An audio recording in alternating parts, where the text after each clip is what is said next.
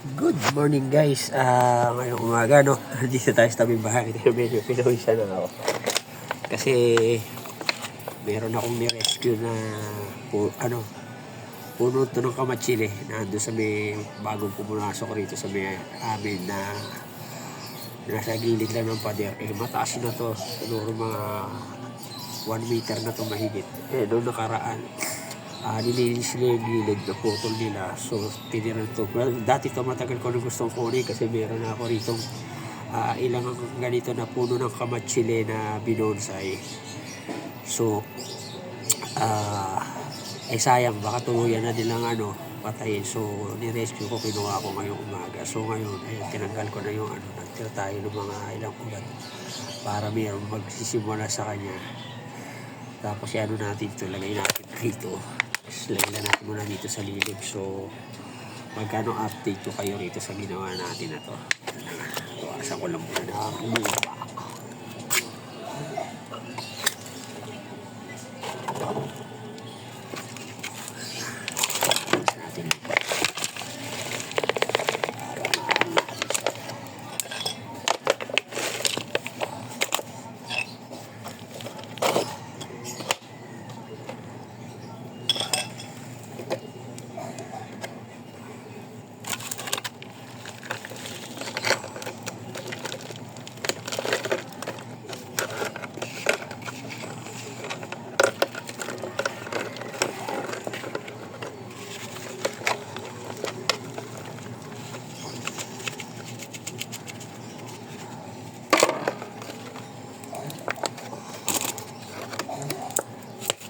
siksikin natin yung so hindi ko nilagyan na para hindi mauga yung puno niya kasi pag nauuga ito hindi mag-establish yung ugat. Hanggang huli mamamatay lang yung natin halaman natin. So ayan, ayos naman na siya. So didiligan na lang natin yan. Pero bago yan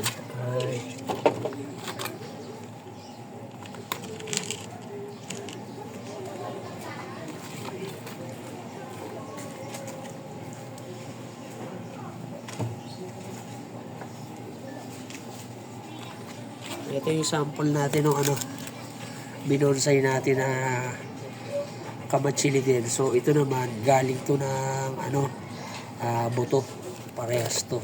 Ito na lang natira kasi dati to 8 piraso to. Napatigil tayo sa Laguna, napabayaan ng mga anak ko. So minaretrieve ako na buhay natin na 2 piraso. So ito, inalagaan ko to. So ito ay galing sa buto siya from seeds. Hindi siya grafted, hindi siya markot. So ito bali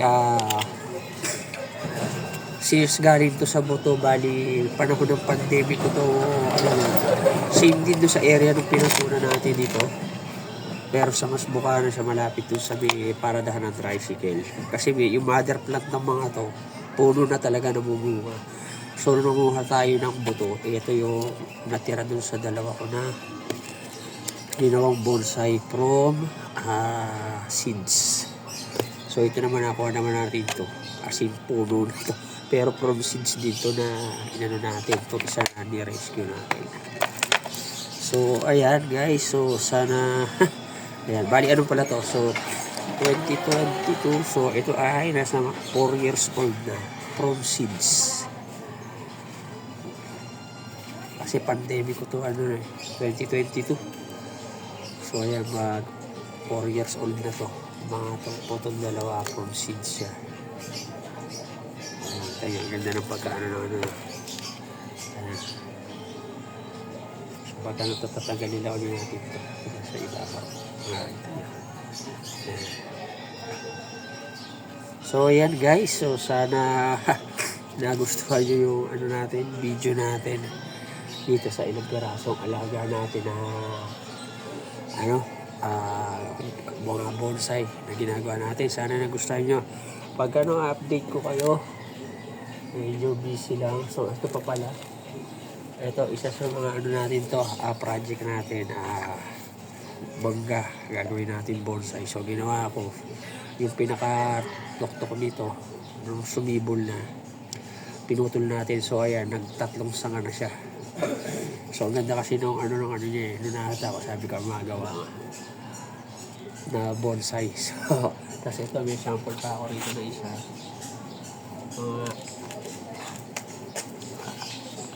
Project natin to. So ito naman, exposed root to. So hindi pa na ano, pero update ko kayo sa mga ginagawa natin na bonsai kasi yung mga plano ko kasi yung pera dito sa ornamental.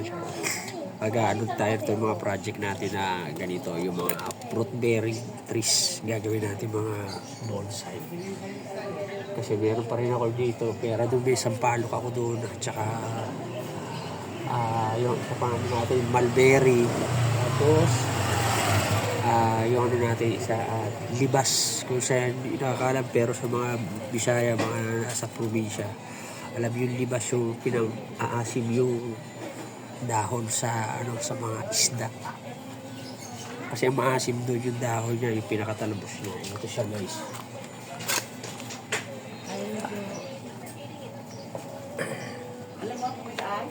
Ito yung mother plant ko to, galing pa to ng probinsya. So ayan, may ano siya, kung nakakita nyo, ayun, pinutol ko na yung dulo niya kasi pinaugatan ko to. So andito yung ano niya.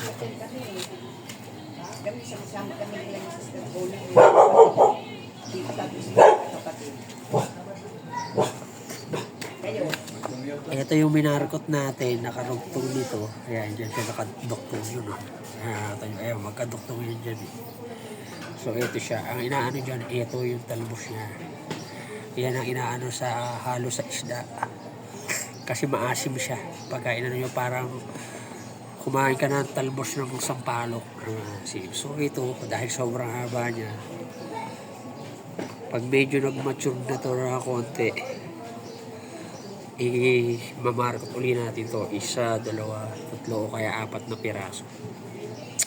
Kaya pag ano to, biglang dami. So abangan nyo na lang yung ano natin uli, update video naman dito sa ating libas. Gagawin natin siya pagka ano, update ko kayo pagka imamarkot na natin siya. So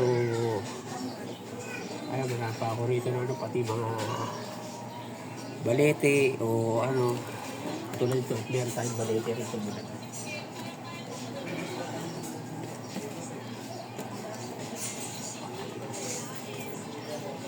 Ito kasi matagal ko na itong ulaga, red balete siya. Ayan. Diba? Ganda. So ito ano na to, nasa more than 10 years na to siguro sa akin simula nung nakuha ko to. Bali, inano ko lang din to, yung pinagmula nito. Nirescue ko lang din sa bakanting lote pagkatapos testing. Actually, yung mga sanga nito na pinagpuputulan ko, meron na tayo rito. Ibang may mga kasunod na galing din doon sa ano, balete.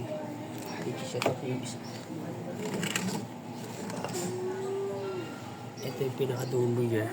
So, medyo pahiga kasi ito ang forma nito eh.